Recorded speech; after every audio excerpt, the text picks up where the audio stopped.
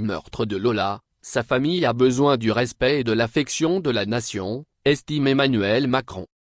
Le président de la République a tenu à adresser son soutien à la famille de la jeune fille, assassinée vendredi à Paris, et a assuré que les parents de la victime avaient besoin avant tout du respect de la nation.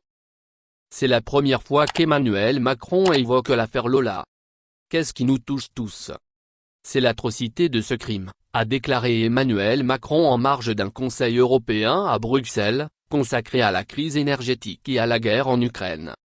Et c'est aussi ce qu'il a d'inqualifiable et d'absolu, a-t-il ajouté. Questionné sur les éventuelles mesures à prendre après le meurtre de la jeune fille de 12 ans vendredi dernier dans le 19e arrondissement parisien, le chef de l'État a botté en touche et a tenu à exprimer son soutien aux parents de la victime. Je pense aux parents de Lola, à son frère et à son demi-frère, au désarroi de cette famille qui est incroyablement digne et unie dans ce moment, a-t-il lâché.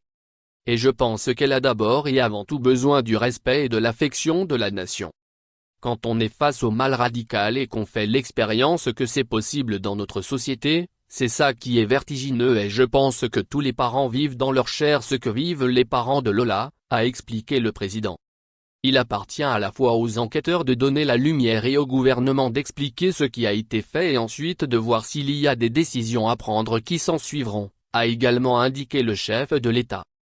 Le corps de la collégienne a été découvert vendredi 14 octobre peu après 23 heures dans une malle placée dans les parties communes de l'immeuble dans lequel elle résidait avec sa famille. La principale suspecte, Dabia B., une jeune femme de 24 ans, identifiée grâce à des caméras de vidéosurveillance, a été interpellée le lendemain et mise en examen pour le viol et le meurtre de l'adolescente. Les enquêteurs tentent toujours de déterminer le mobile du crime. Le profil de la suspecte, de nationalité algérienne, a suscité de vives critiques à droite et à l'extrême droite, alors que les parents de la victime ont indiqué ne vouloir aucune récupération politique. Merci de bien vouloir activer la cloche et de cliquer sur j'aime.